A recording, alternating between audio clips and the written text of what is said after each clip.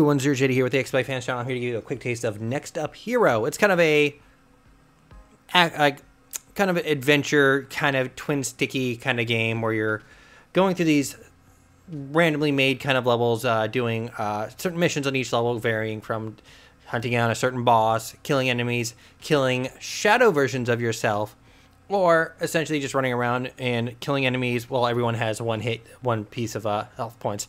So so far the story's been like you are this girl and you're using music or echoes kind of stuff to fight the evil of the evilness. It's kind of standard story.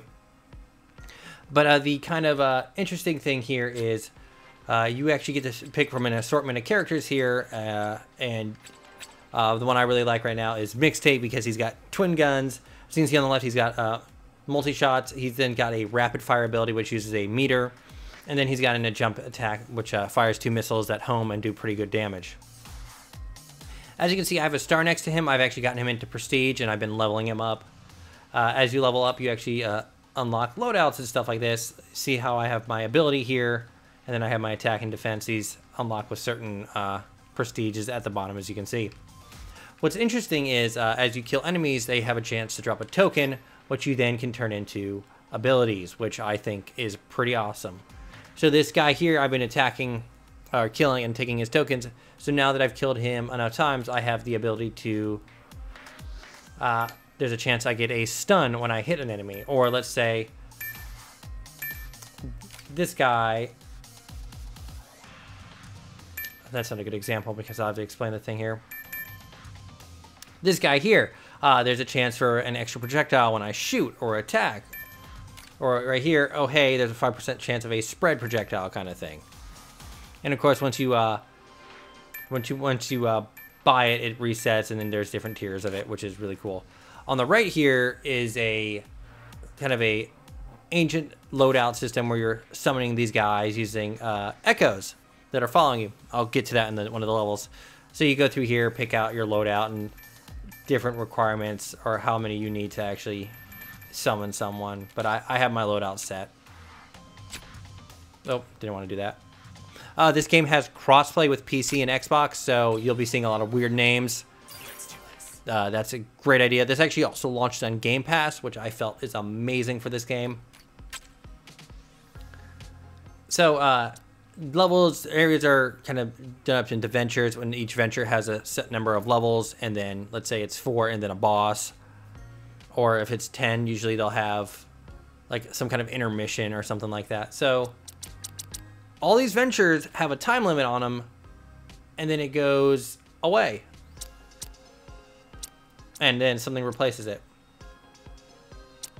So if you can see on the bottom left, the venture progress is, hey, bottom left it shows, hey, this is co-op, and I can favor it if I want to keep it around.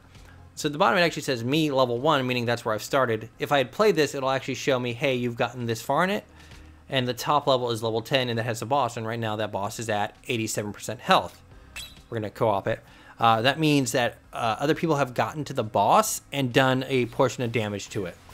So, however, this runs into the issue of if you get to a boss by yourself, the boss is meant to continually be fought by continually fought over and over and over again, and you're gonna die as you slowly chip off health. And there have been times where I've gotten to the boss by myself and gotten a massive amount of damage into him, but then I join a co-op partner who is on level 1, so I'm essentially waiting for them to die so I can finish the boss.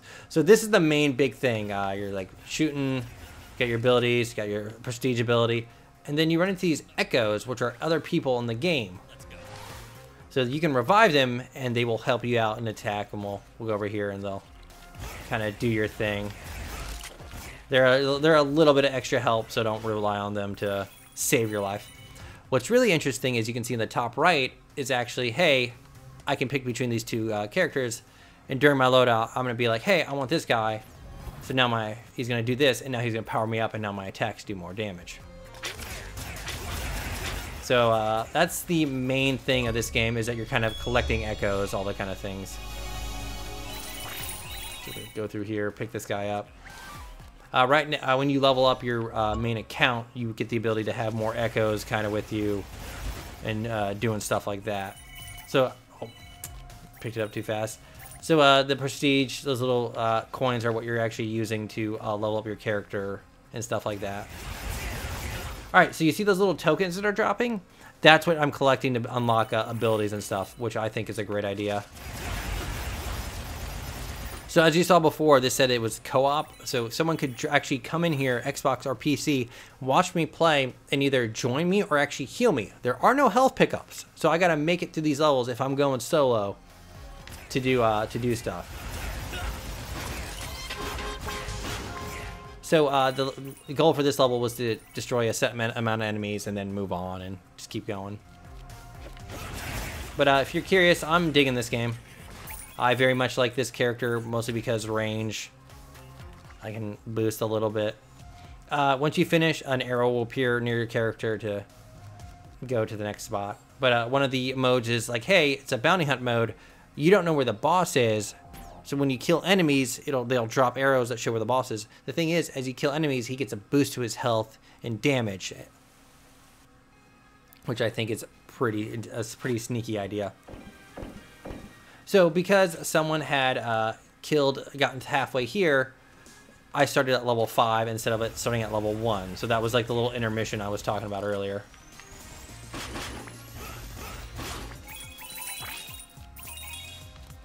So most of the time, let's say if I got to level 9 and then died, I wouldn't start back at level 5, I would start back at level 9. But if someone is, once in a while, it'll pop up saying, so-and-so is up next. So if they had gotten to the boss and died, it would be my turn, and then after I died, it'd be their turn, and then I could actually join them and kind of help them. I don't know if you can join them in the boss room. I don't want to...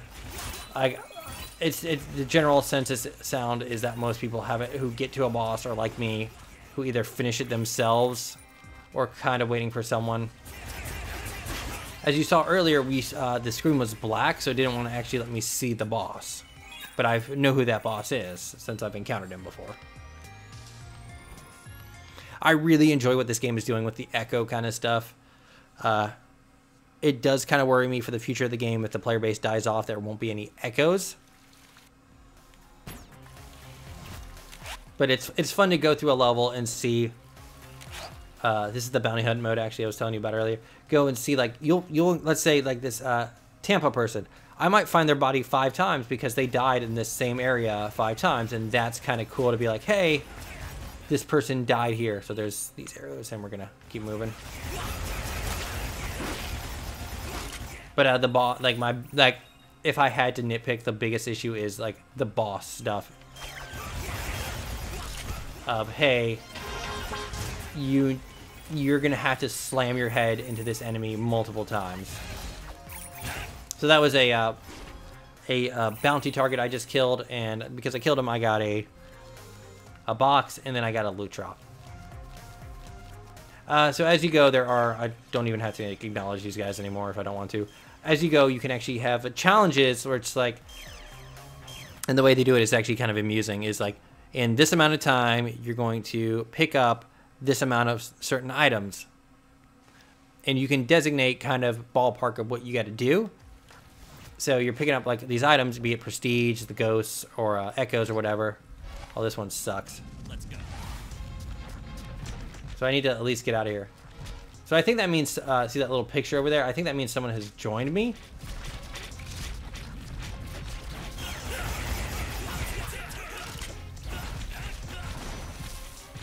So as you can see there, I have a stun effect.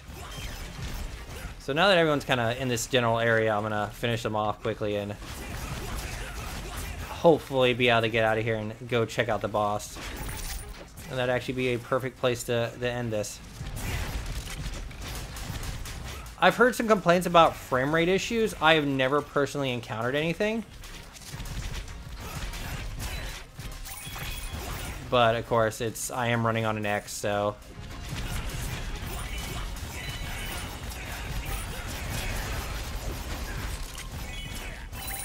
Oh, come on. There it is, down I go. So you'll actually get to see the after menu screen, and I should be able to join this person who's trying this out. But that's essentially the gist of the game. I think as they get harder, the levels get harder, enemies get harder. The only real leveling up or stat increases comes from, I believe, level ups or items that you equipped and stuff like that. I really like how they handled the abilities where you have to kill certain things and all that. So apparently that person didn't want to keep playing. So they kind of dodged out. So we're going to revive this person. So my goal right now is to... quick, I got to kill a certain amount of enemies before the end door will open.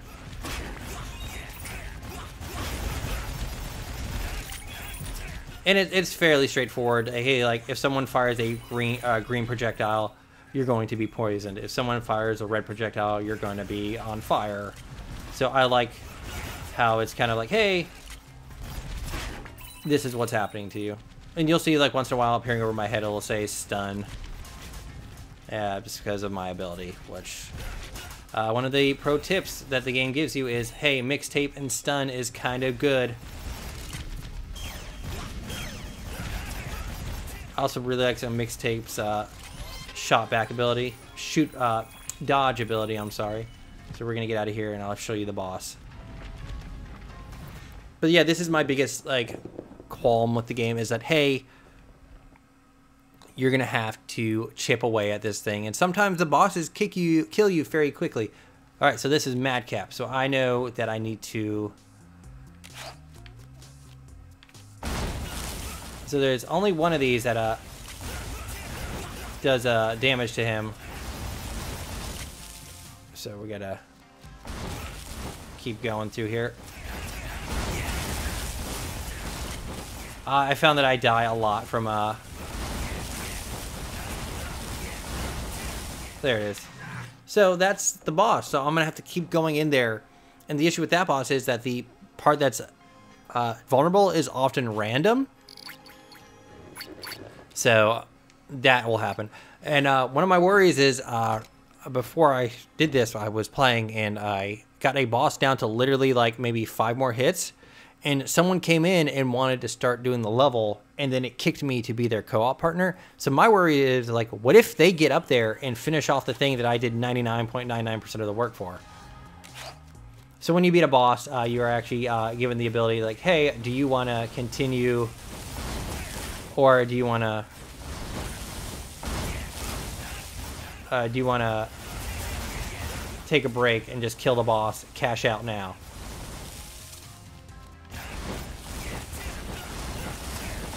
So it's neither of those. It's going to probably be him then. Yes. So since I kind of know like what I need to do, I can kind of just hug them. Is it that one? Yes, it is. And I can just kind of go through her and be like, hey. And usually if you find one, you can kind of hug it and move around it. But I will try to finish this off in a speedy manner. Oh, well, huh. Well, okay, then. I mean, I guess that could be used in my advantage, but I don't want to... I can't even get back in, can I? Oh, there he goes. Yay! But this is...